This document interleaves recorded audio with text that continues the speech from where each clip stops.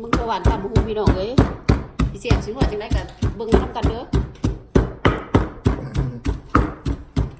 แซ่บพี่น้องเอ้ยตำหูตัวพี่น้องมักร้านจำมักตัวนี่ปลาไม่กินเป็นส้มเถื่อ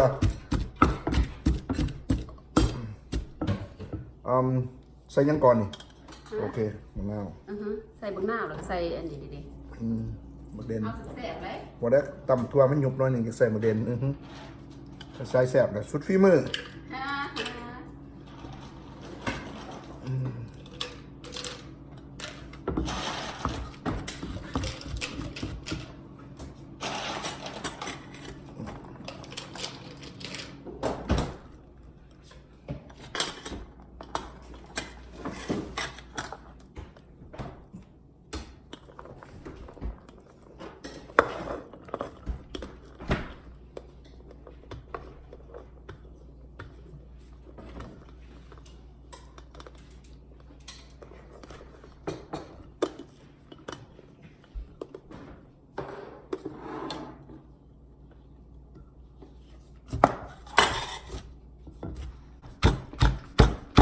ตำบักบัว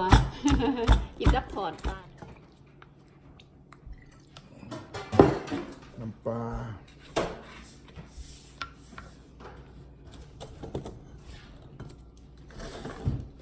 ก็ได้ขนำมะขามก่อน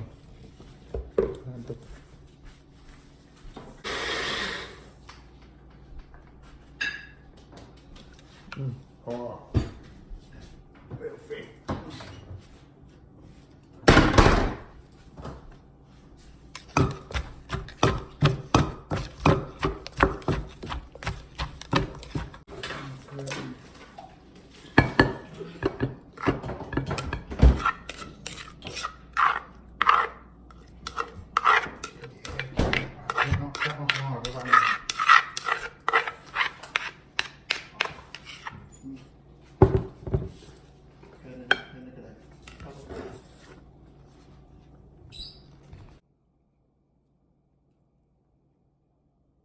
พอหวานกินเขาอ่ะเกินพี่น้องกินเขาได้ไหมมาเด้อพี่น้องก็กินเขาเด้อมาเนี่ยทอดปลาปั้นตำบักทั่วมุกปลาปลาอุปลานะมุกปลาใส่เส้นหลอนทำบักทั่วของหวานก็มีบักโม่เสียบบ่แหละแซ่บโอเคนี่แหละอาหารเที่ยงของเราพี่น้องเอ้ย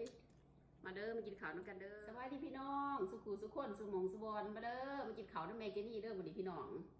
สบายดีเด้อทุกคนมากินข้าวช่วยน้ำกันมื้อนี้เมื่อกี้เขาเพราะว่าหิวเขาแห้งพี่น้องเอ้ยจะลงมือก่อนนิดนึงเลยแหละมีปลาอาหารเราก็มีจำดินตำบักทั่วมีเห็ดอุปลานิ่นใส่เส้นร้อนมาเด้อสุขุสุขคนเด้อกินข้าวน้ำกันเด้อ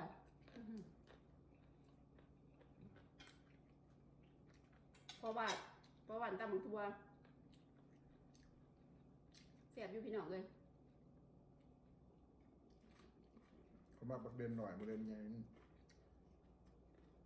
เด่นหน่อยแบบมันสมตำแซ่บเด่น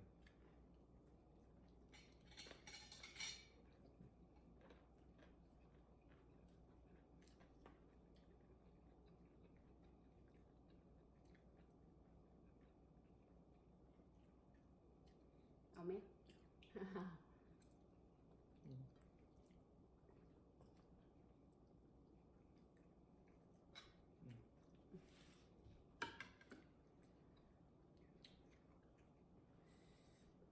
มาเลยไพ่พวกท่านกินเขาเด้อเขาเที่ยงกินน้ำกันเด้อพี่น้องเด้อ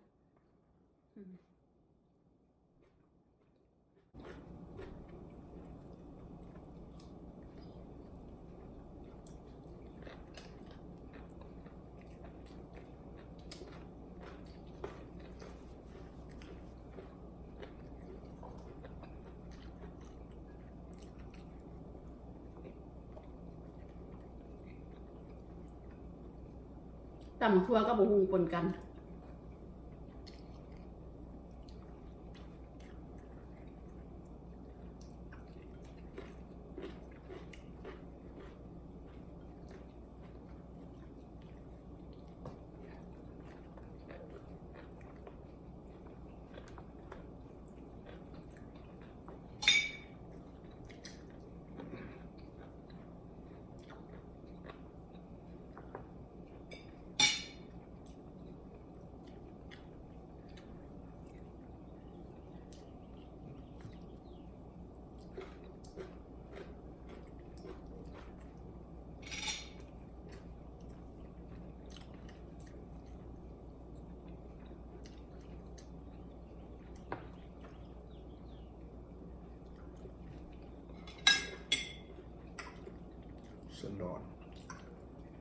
บ้านนอกเห็ดสกัดปลาดุก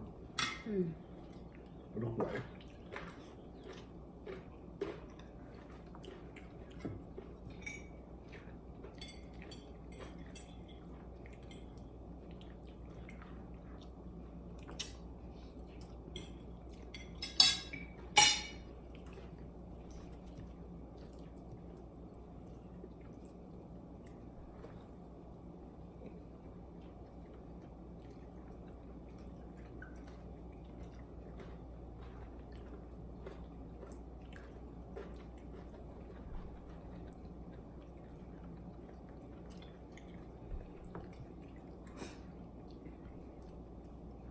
จนบ่ายเลยพี่น้องเอ้ยบ่าย2 โมงนะครับกูกินข้าวเสาได้นี่นะ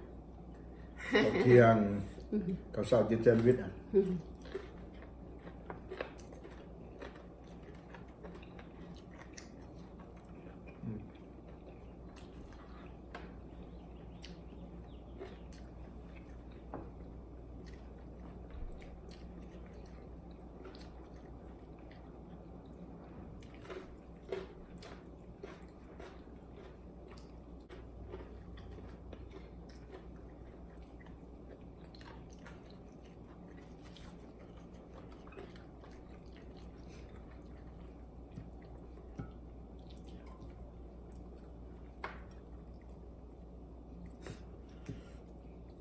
เสียบเสียได้พี่น้องเอ้ยมาเด้อ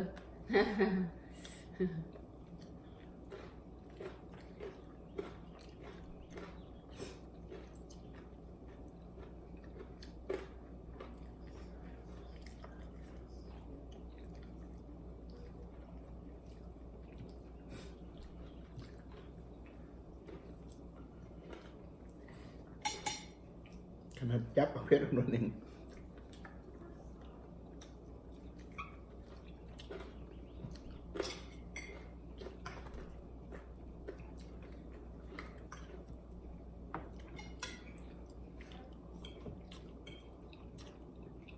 ตำหัวตำหุงนี่กินยำได้กินยำไรก็แสบ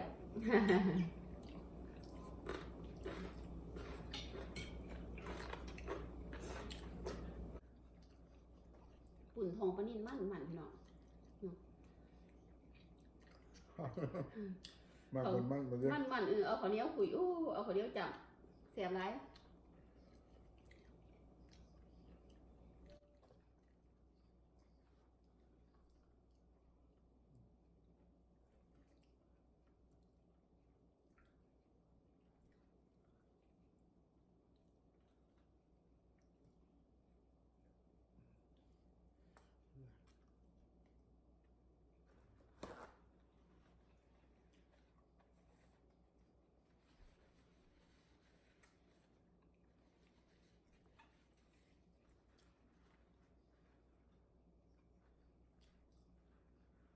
เขาก็เหนียว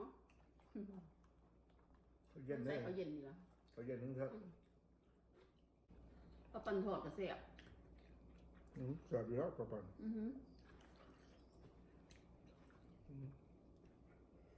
โอเค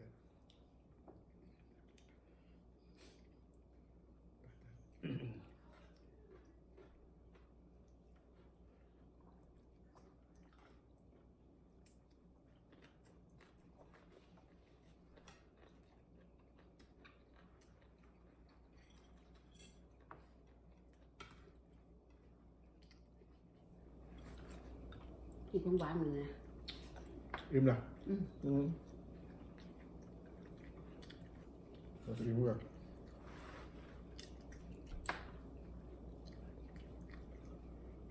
เผ็ดเว้นกินอะไรไปไหนเนาะอิ่มเลยเด้